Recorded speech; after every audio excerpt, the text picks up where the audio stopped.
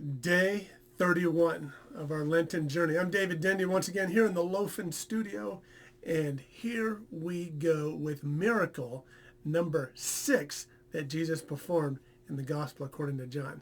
Now on the surface, it seems like just a normal, here's a blind man, put some mud on his eyes, and then, he can see.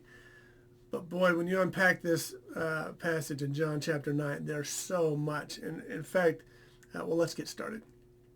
Jesus walking along, sees a blind man. He's blind from birth. And what do the disciples say? They see this guy. Hey, Jesus, is it this man's fault or his parents' fault that he was blind from birth? Now just think about that a bit. How could it be how could it be a man's fault that he was blind from birth? I mean, what, in utero he was sinning? Maybe he kicked his mom too much in the womb, therefore he's going to be made blind. I mean, the question doesn't even make any sense. But the second part of that question does make sense. Oh, was it his parents' fault? Was it something they did that caused this son? Was it their sin that caused this boy to be born blind, or this man to be born blind? Isn't that the way our society is? We have to put the blame on something or someone for everything. For everything. Whose fault is it? Who can we blame for this? Who's the scapegoat? And Jesus says, it wasn't the man or his parents. He was born this way so that the works of God, the miracles of God, would be displayed through him.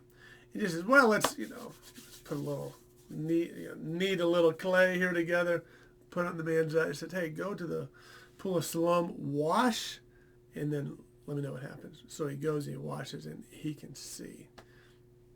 Now what happens next to me is like this comedy of errors.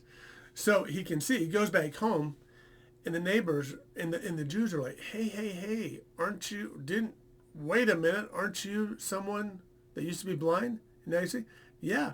Well, so then, you come with us. So they took him to the neighbors. Is this the guy, did he used to be blind? And the neighbors look at him going, I think that's him. I'm pretty sure it's him. And the blind guy keeps saying, I am the man. I'm the one who used to be blind. Are you kidding me? It's really me. And they're like, let's go ask his parents. So they find the parents, and they're like, hey, parents, is this your son? Well, it sure does look like him. Yeah, but he used to be blind. Now he can see. You know anything about that? You'll have to ask him. And then they say this. He is of age. He is an adult. Ask him. Well, they were fearful that if anyone talked about Jesus as being the Messiah, they'd be thrown out. So they're like, who did this to you? And he goes, I don't know. I think his name was Jesus.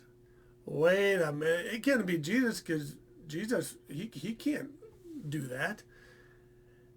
And then the man says, well, all I know is I was blind. I once was blind, and now I can see. Does that ring any bells for you with a great hymn? Amazing grace, how sweet the sound that saved a wretch like me. I once was lost, but now am found. Was blind, but now I see. Blind, but now I see. And then the Pharisees get even more upset, because they're like, wait a minute. Who is this Jesus? And who did this to you? And the guy, the blind guy who can now see, is like, it's Jesus. I told you that already. Why do you want to know so much more about him? And then he adds this line. Do you want to know more about him so you can become his disciple also?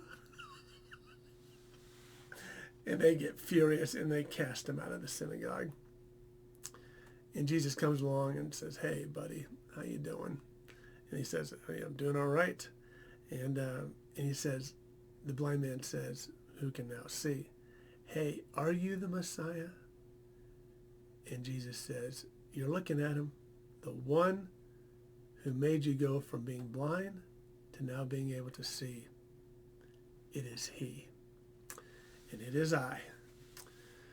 So, anything going on in your world that you're trying to blame something on somebody else or blame that? Hey, maybe this is an opportunity for the works of God to be displayed in an unbelievable, mystical, and amazing way.